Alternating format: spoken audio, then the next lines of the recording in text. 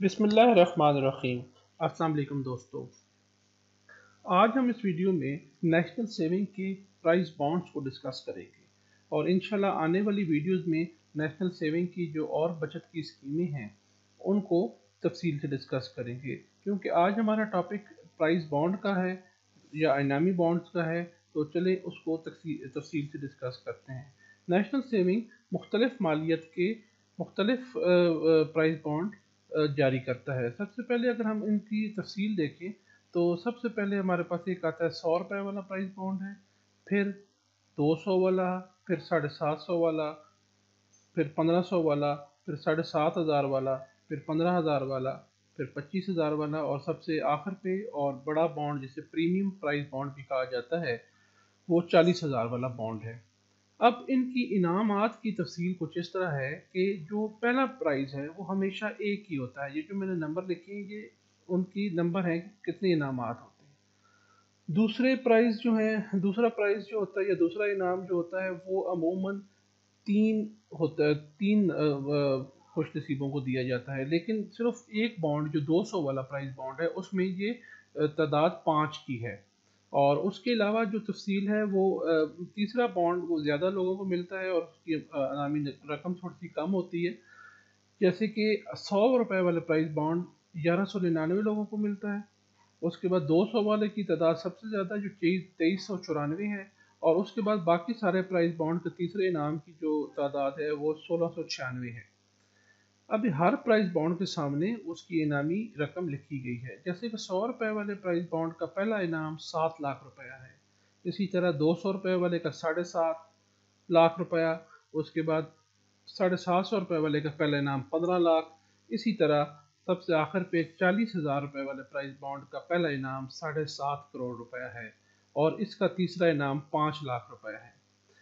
ایک اور چیز جو میں دروازے کرتا چلوں کہ جو پرائز بانڈ کو چاہے وہ 1000 روپے والا ہو یا 7.5 کروڑ روپے والا ہو، اس پہ گورنمنٹ انکم ٹیکس کاٹتی ہے۔ انکم ٹیکس اس کی دو اقسام ہیں، ایک ہے فائلر کے لیے اور ایک ہے نان فائلر کے لیے۔ جو فائلر آدمی ہوگا اس کی جو انکم ٹیکس کٹے گا وہ 15% کے حساب سے کٹے گا، اور جیسے 15% کے حساب سے کٹے گا، اگر فار ایگزامپل یا مثال کے طور پر آپ کا 100 روپے کا انعام نکلتا ہے تو 100 روپے کے اندر سے 15 روپے کٹ جائیں گے، اور اگر آپ کا 15 روپے کٹ دیں گے اور آپ کو 85 روپے ملیں گے انعام کی صورت میں۔ اگر آپ فائلر نہیں ہیں، آپ نان فائلر ہیں، تو پھر آپ کا جو ٹیکس کٹے گا وہ 30% کٹے گا۔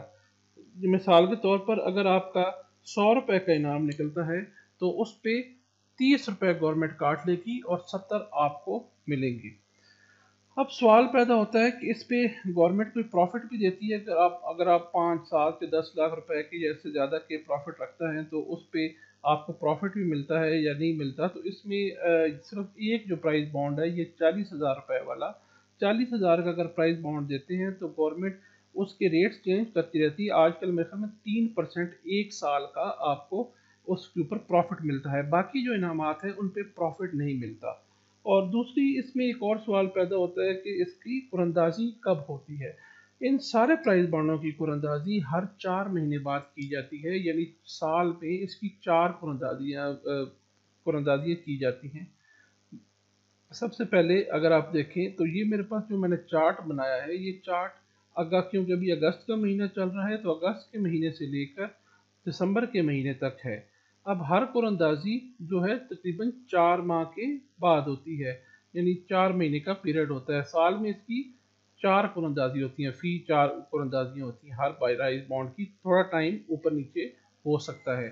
جیسے کہ آپ کے پاس 17 اگست کو 2 پرائز بانڈ کی قرندازی ہے، ایک 1500 روپے والی اور ایک 100 روپے والی۔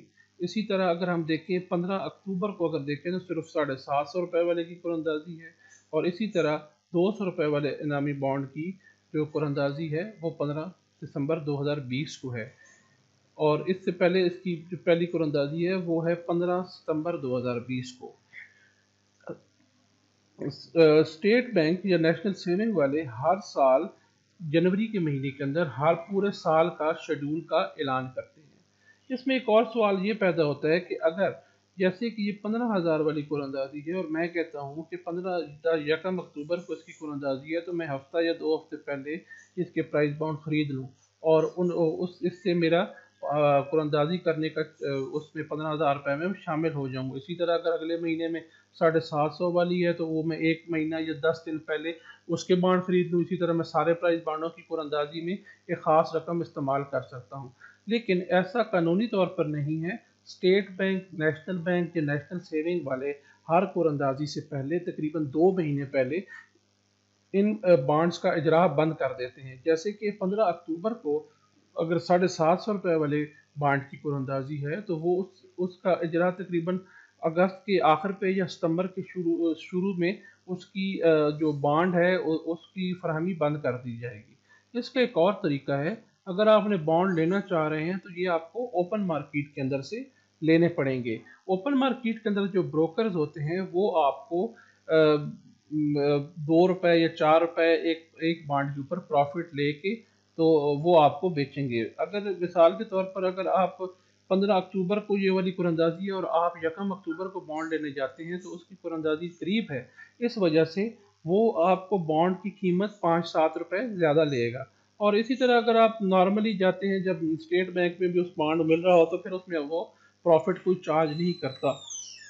अगर 100 रुपए वाला प्राइस बॉन्ड है तो इस पे 2 या 3 रुपए वो अपना प्रॉफिट लेगा, और अगर 40,000 रुपए वाला प्राइस बॉन्ड है तो उसके ऊपर आपको जो कुरंदाजी के पैसे वो 2 या 3 हज़ार रुपए के लेगा। इसमें मैंने 40,000 वाली कुरंदाजी नहीं लिखी, वो प्रीमियम बॉन्ड होता है, लेकिन उसकी भी कुरंदाजी हम इसी हिसाब से साल में 3-4 दफ़ा होती है। इसी तरह अगर 40,000 रुपये वाला बॉन्ड की तफसील हम डिस्कस करें तो वो प्रीमियम प्राइस बॉन्ड है। वो प्राइस बॉन्ड आप लेने से पहले आपको एक फॉर्म फिल करना पड़ेगा और उसके ऊपर आपको प्रॉफिट भी मिलता है, और हर साल के हिसाब से अगर चाहे बॉन्ड निकले या नहीं निकले। तो उम्मीद है दोस्तों आपको इस वीडियो में नेशनल सेविंग के बॉन्ड्स के बारे में बुनियादी मालूमात मिल गई होंगी। अगर आपका कोई सवाल हो तो कमेंट्स में लाजमी करें, और आने वाली वीडियोस में नेशनल सेविंग और सेविंग के बारे में तफसील जानने के लिए मेरे चैनल को सब्सक्राइब करें।